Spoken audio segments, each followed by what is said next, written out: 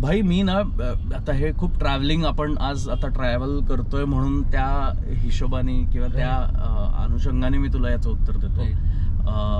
बरेचदा प्रवास करताना बिकॉज सोलो ट्रॅव्हल करतो मी कॉलेज पासून, अनेक वेळेला अनोळखी जागांमध्ये अनोळखी लोक खूप चांगले अनुभव देऊन जातात. आणि मला आजपर्यंत touchwood I have been blessed की मला आजपर्यंत कुठल्याही प्रवासात कुठल्याही पद्धतीचा वाईट अनुभव नाही आलाय. मला कुठेही वाईट माणसं नाही भेटलेत. आणि मला याबद्दल नेहमी लोक सांगतात की अरे तुम्ही चांगले असाल तर तुम्हाला चांगलीच माणसं भेटतात. आणि माझा त्याच्यावर पूर्ण विश्वास आहे की मला माझ्या आयुष्यात इतकी चांगली माणसं भेटली आहेत किंवा भेटत राहतात टप्प्याटप्प्याला की ते कधी आयुष्याचा भाग होऊन जातात ते कळत नाही. आणि कुठलं तरी नातं टिकवायचं म्हणून किंवा कुठल्या तरी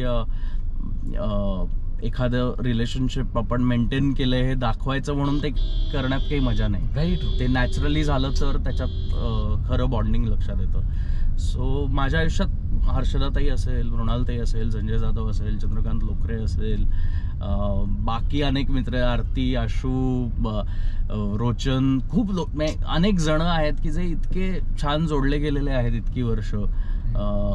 आणि हे फक्त इंडस्ट्रीतले नाही, इंडस्ट्री बाहेरचे सुद्धा अनेक मित्रमैत्रिणी आहेत जे खूप छान पद्धतीने जोडले गेलेत आणि इतकी वर्ष एकमेकांचा प्रवास जवळनं अनुभवतात.